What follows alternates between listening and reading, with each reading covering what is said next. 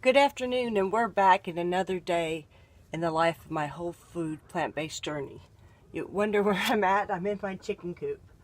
I don't no longer eat any meat of any type or any other animal product, but prior to that, and starting this journey, I have gotten myself some chickens for eggs, because that's what I used to be, a huge diehard Martha Stewart fan. And Martha had chickens, so by golly, I had to have chickens. I'm out here cleaning this coop. I don't eat the eggs, or definitely don't eat my chickens. But, you know, I got these animals, and it's my responsibility to take care of these animals. My husband, of course, has not transitioned to a whole food plant-based diet, but he eats the eggs, and the other eggs I get, I give them away. And I warn people before I give them to them that this is not healthy, that's, you know, it's going to kill you. But, you know, if they want them, all I can do is share the word. And from then on, what people do is up to them. But maybe if you just keep this in the back of your mind on what it can do for your health. And the best thing for the environment would not to be have animals like chickens, cows, pigs, goats. They're cute. If you want to have them and care for them and let them run free, then that's your doings. Anyway, last time I told you that we would maybe look at what I eat in a day. Well, I'm going to have to wait till I get my 9-year-old videographer home to take these videos for me. But in the meantime, I'll prop up my camera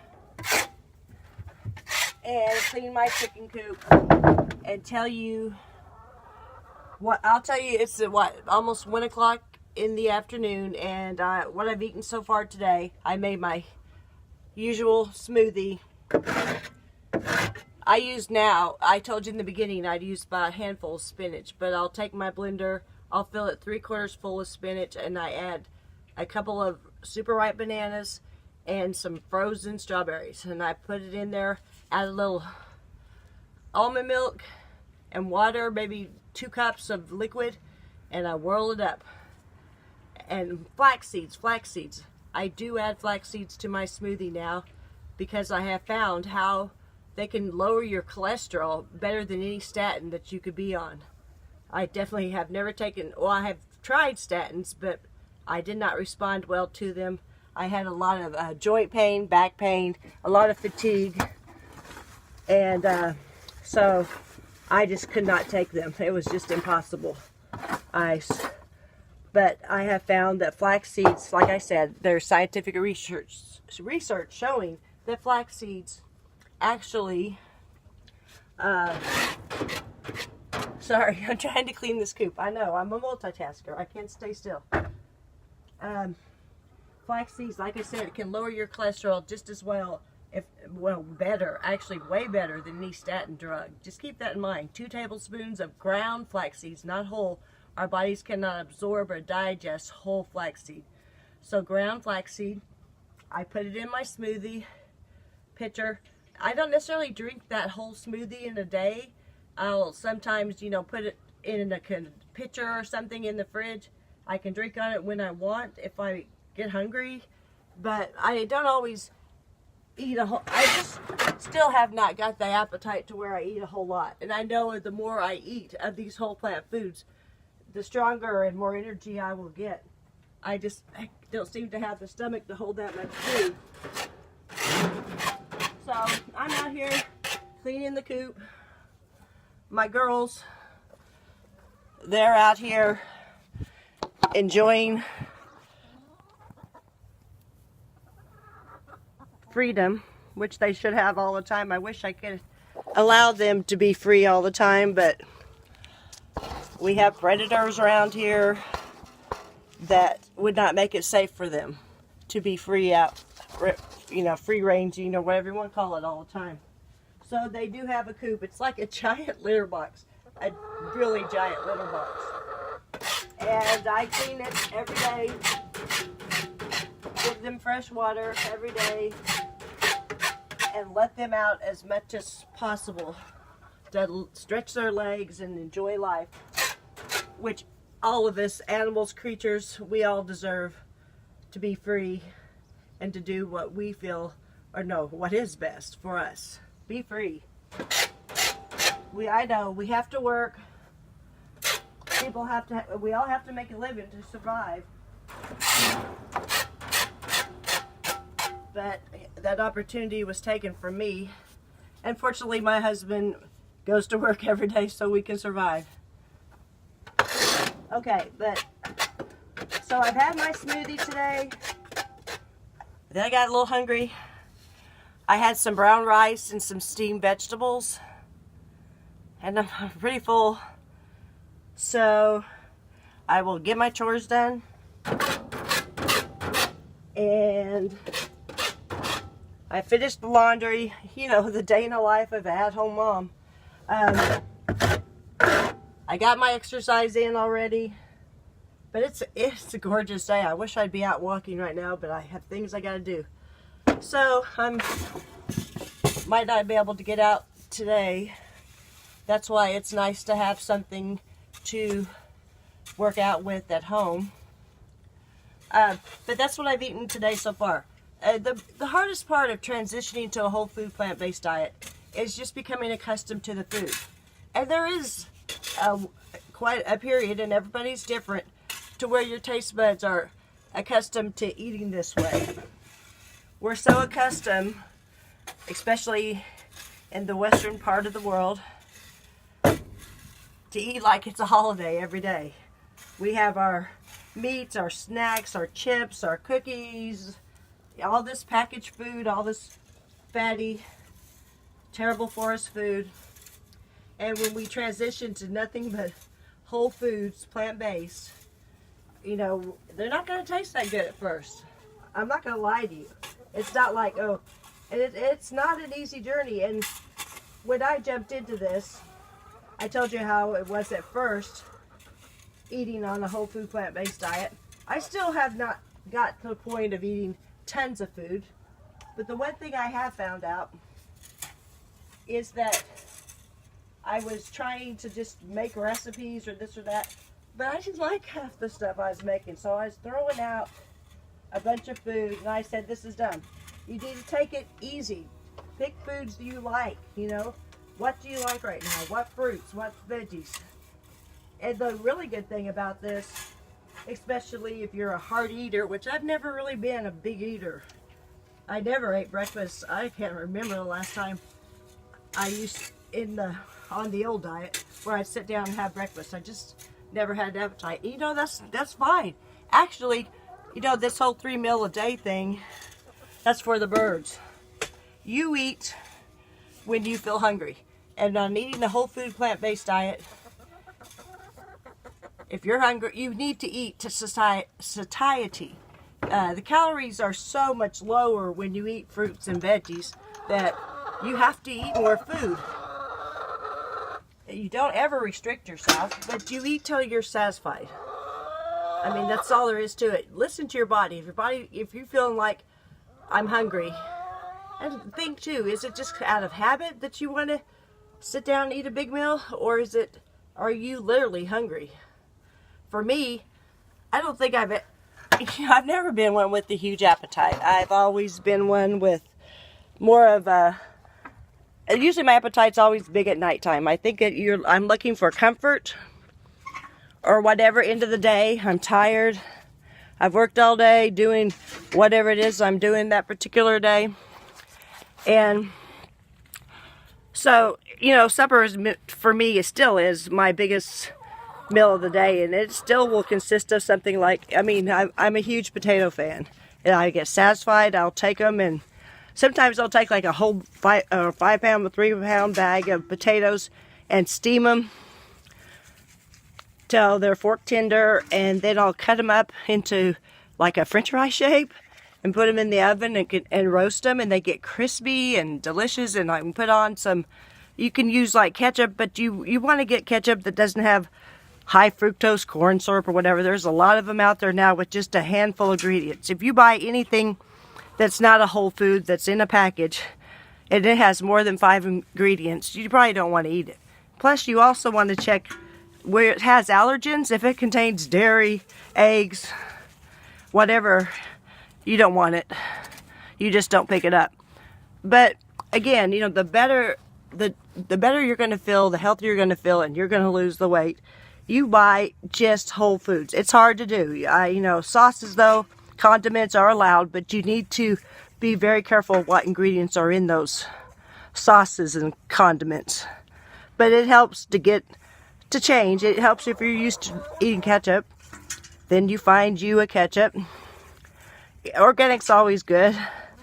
We can't all afford or find, especially in this part of the country. I mean, honestly, I don't know another person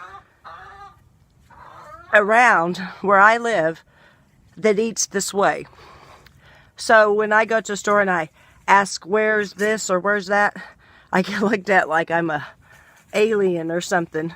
And thankfully too, I've never been a go out to eat type person with my family. My son doesn't enjoy being out in a noisy, a lot of people place, so we have never been much on going out to eat. I know for most people that's, you know, the most important part of their day, meeting up with friends at lunch or whatever, but you know, it's not a big deal to me.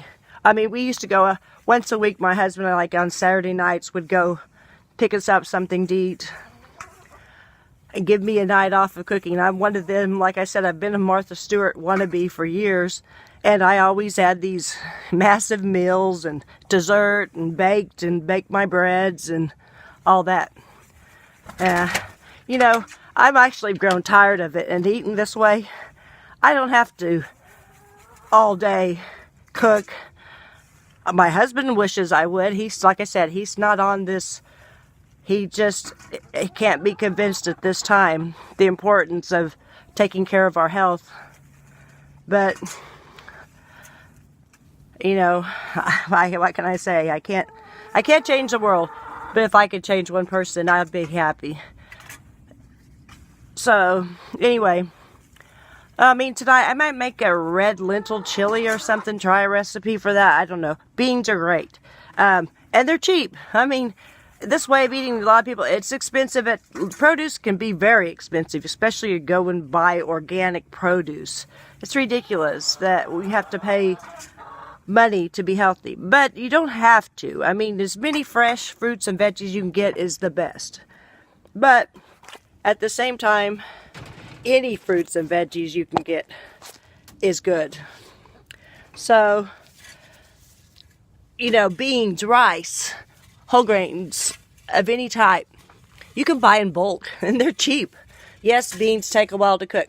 So if you're like me and you're still just wanting to transition, or you're early on your journey, go buy those canned beans, but look for no salt added. Even better, which is really hard to find around here too, are canned foods that have no salt or are in a BPA free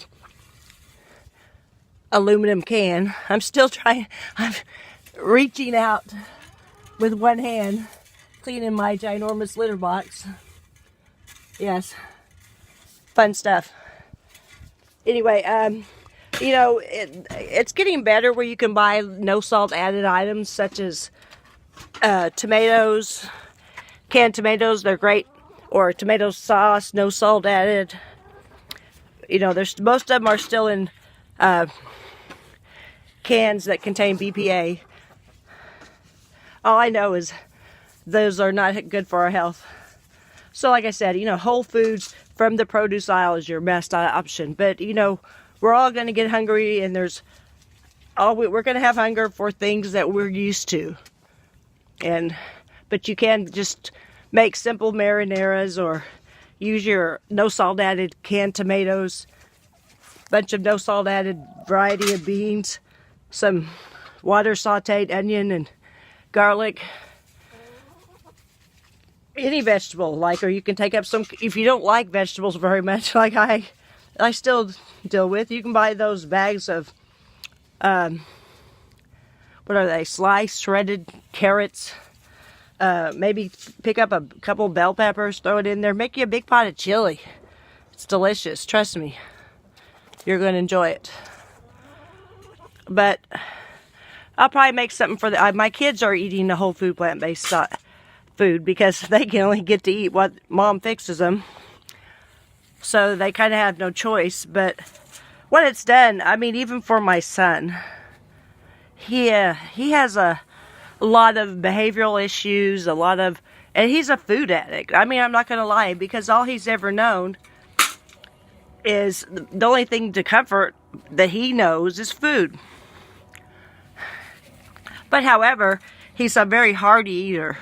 So he has no problem with what he's eating. He just wants that food. Yes, of course, he still craves and remembers all those good things like pizza, cheeseburgers, you know, chili dogs.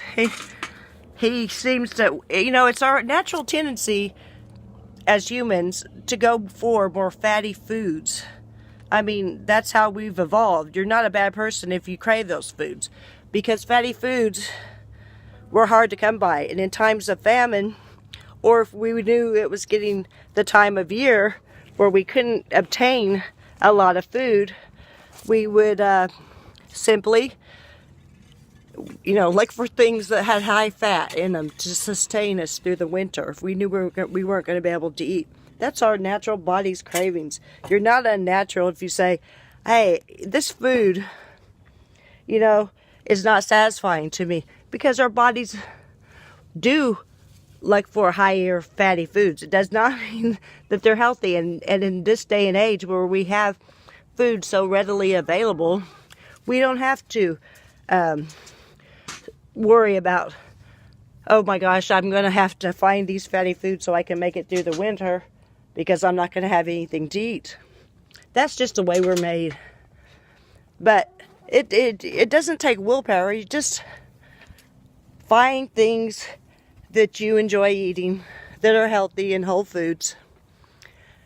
And from there, you just simply, I keep my hand on the camera. It's hard to do work and talk and shoot, but we'll get there. Anyway, so what I'm talking about is, yes, when you transition to this way of eating, it's not easy. But what in life ever good for us or rewarding is easy. If it comes easy, it's usually not what we need. So anyway, I want to keep this video to a minimum. We'll talk more, and I will finish cleaning my chicken coop and finish my compost pile where I put all my scraps. My girls get to come out here and have some leftover veggies, and I have my pumpkins from Halloween, which if I wouldn't have been so lazy, I should have cooked roasted the seeds and used the fresh pumpkin. But the girls like it so much, I got to give them some joy too. However, this is just another day. Hope you enjoyed this video. Be sure to go to youtube.com and look for Plant Eating Ninja. Follow me there. Like, comment, and subscribe. And as usual, love everybody. Peace.